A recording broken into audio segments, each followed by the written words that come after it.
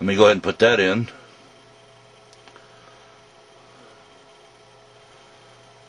There we go, there's that.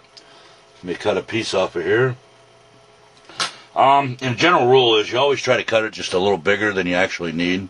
I mean, don't go like a mile long, but just take it a little bit. I've been doing it this way for quite a while now, so I can actually kind of look at the piece I need and I can cut it out.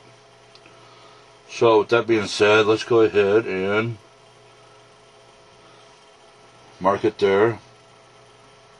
What I like to do is stick the point right underneath the foil and the paper, and then you lift up. Then it lifts it right up. Pretty simple. Sometimes I don't even use the tweezers, I just go ahead and use the blade, just the way it is. But in this case, I'll use the tweezers. Try to eyeball it and get it the best you can. Go back with your fingernail cuticle cleaner and just kind of give yourself a little outline of where you think it should be. And we'll probably have to go in and clean it up a little bit, but I see where it's supposed to be. Now, just because there's an angle going up from the A-pillar, you're going to have to put a little cut in it carefully, not to cut the other foil that's there. Kind of put the blade on there, turn it out a ways, and then push down. And this way you'll be able to burnish it down. Well, I'm pretty close back there, so that'll be alright.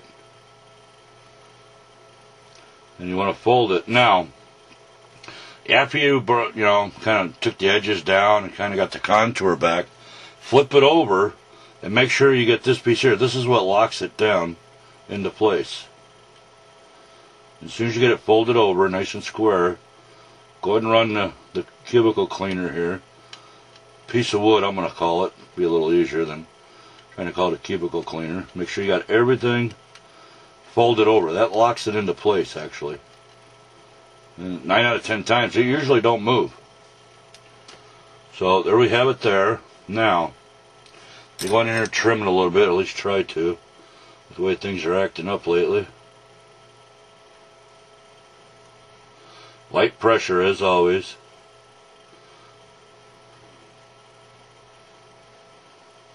There, now, I know we burnished it down, but this wood here, piece of wood, it should pick the corner up. And you should be able to take it right off like that. I find toothpicks will work too, but they have a tendency to gouge the paint if you're not too careful. You burnish that down a little bit.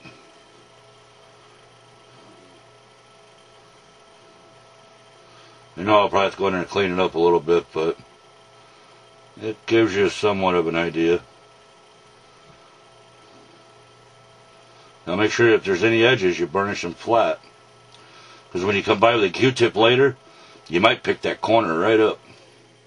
So if it's overlapping something, yeah, make sure it's burnished down really good. And don't use the Q-tip until you actually have, say, like this whole side done. Then I'll go in there with a Q-tip. Then it'll polish it all up, it'll burnish it all down. And it'll actually make it look a lot shinier than it is. In fact, let me go ahead and do the side molding here. Just to give me an idea. I already did this belt line trim. I think I got a little dirty over the course of a couple months there that I haven't been able to get back to it. We'll do part of it, so hopefully we can pick the feature out here.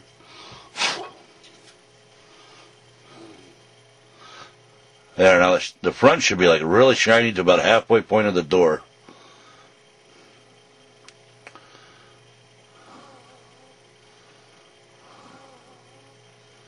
And there we go.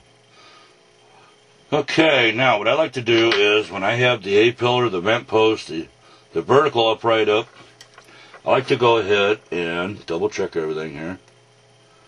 Make sure there's nothing left behind. I like to do the C-pillar.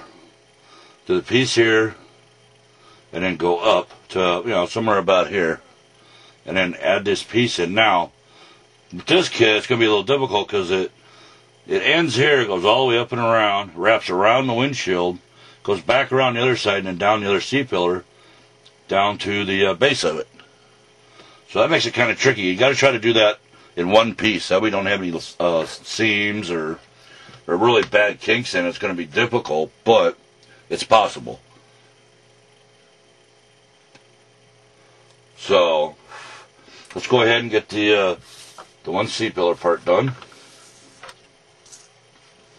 Now keep in mind that has a trim piece inside the C-pillar, so you're going to have 1, 2, like 3 creases in it. So that's what you got to be really careful of.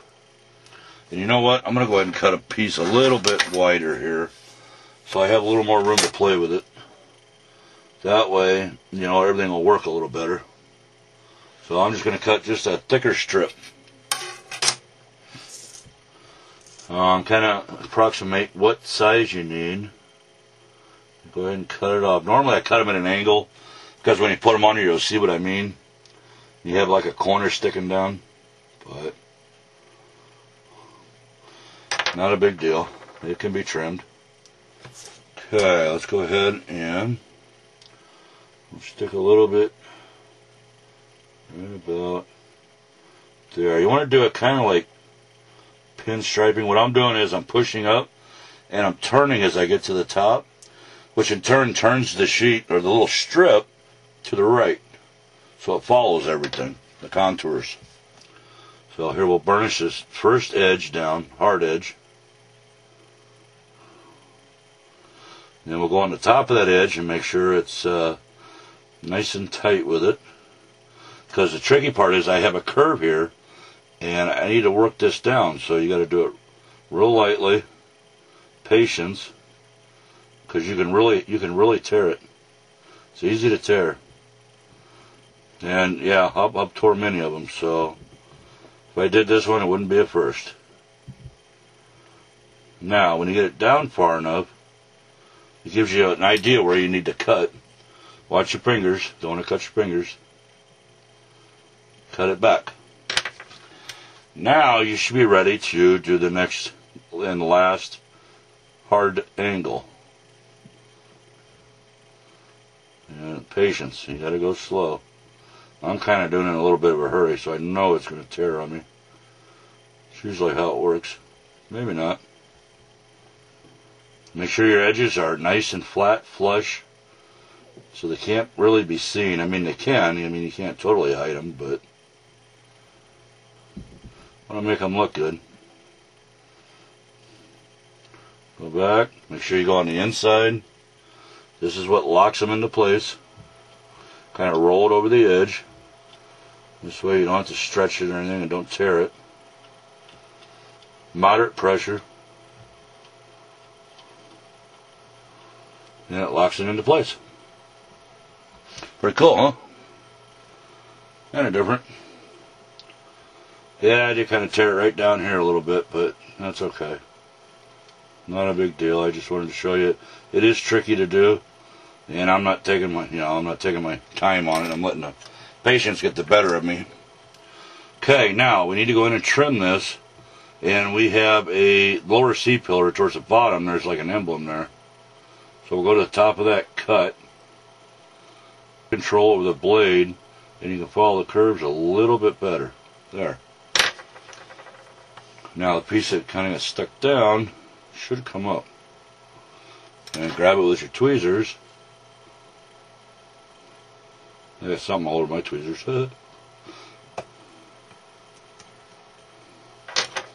And burnish that edge down. That way it doesn't come back up. Now I need to cut this piece because there's like a tail on it. Boy, dust magnet. Okay. You need to cut this somewhere, just kind of give it a, somewhat of an ideal spot. Which I'm going to go ahead and cut it down and around. So that'll work there. I really don't want this to show through, so I'm going to go ahead and cut it through here.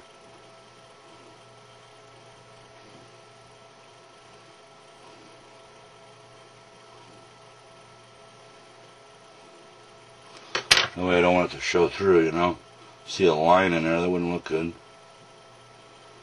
Use your piece of wood here to trim off the excess.